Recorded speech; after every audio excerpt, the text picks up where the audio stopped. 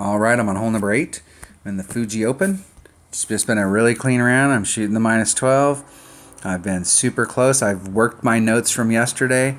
I've made a couple adjustments today, and I will tell you, I'm really liking the look that I've had on all these holes. So I've found a couple things today that I need to make small adjustments to, but the round is. I really have a lot of confidence based on what I've been able to do the last couple days. I really feel good going into the opening round. This hole right here, I haven't hit this hole good yet, and I'm not sure if this isn't a case where you need to just bring a bigger ball than a power 3 ball so that you can get out in front of the sand. It gives you a much bigger landing area. With a power 3 ball, max overpower, you're in the shadows right here.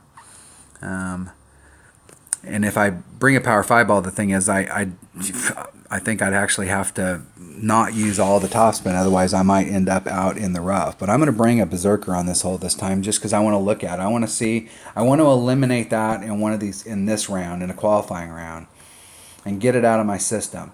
So I'll either go, wow, that's what I'm doing for the rest of the tournament, or hey, I can go to a power 4 ball, or I can make this change, or like, nah, I'm not going to do that, I'm going to stick with a power 3. But nothing ventured, nothing gained. And it's better for me to try it out than it is for you to try it out and then, maybe it ruins your round. Although if you get up there past the water, you can pretty much make it onto the green. So there's very little risk up there as long as you can clear the water. Now I say that, but that all depends on the clubs that you have in your bag. So if you've got lower developed or undeveloped, or you didn't bring the right, see, we can get, with that wind, we can get past that sand. That's what I'm looking for. Okay, let's see what it looks like with max.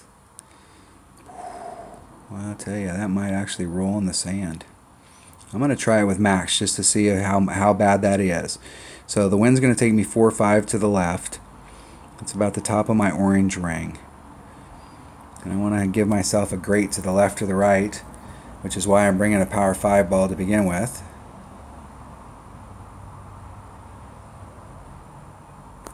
Hitting a grate to the left.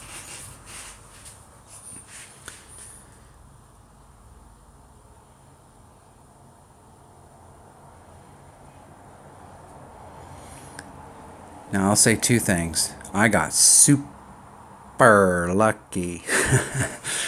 Because I'm not going to be able to count on being able to roll between that sand trap and that sand trap and get in that spot ever again.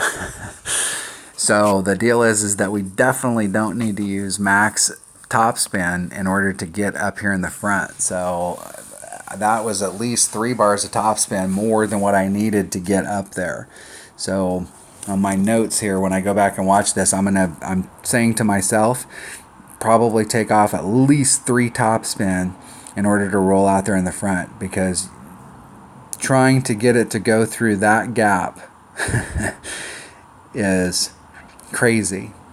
Now if this guy forfeits, I am going to be very irritated. I've had this happen where they forfeited, and in the past they would give you the albie, but they forfeit right here and they give me a birdie, or excuse me, an eagle, and then they give me a birdie. I'm going to be really ticked.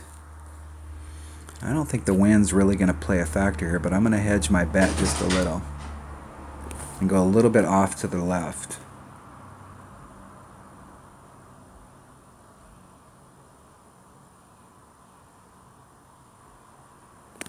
Hitting it perfect. In the hole! And the wind did have an effect on it there. So the way that I look at wind here, I want to stop when we're done with this and I'll demo it. So the way I think of wind is the whole cup. If you take where the flag is going into the cup, everything on the left-hand side, that half of the cup, I think of that when I'm making wind adjustments when you're that close, of being 4 miles per hour. So the wind there was 3 something, and I moved it about a half a cup. So when I said I was hedging my bet, what I was doing was if the wind didn't play a factor, I was still in the cup. So if I hit it perfect or great to the right, I'd still go in. But if the wind did play a factor and I hit it perfect or great to the left, it would still go in. So I was kind of hedging my bets there because it looked like it was right on the line whether or not the wind would play a factor or not. So I kind of hedged my bet there, and it hit the flagpole and I hit it perfect. So that means it did move it. So it did have a little teeny bit of effect on it. All right, that was hole number 8 of the Fuji Open and Tuesday's qualifying round for the rookie division. Thanks for watching.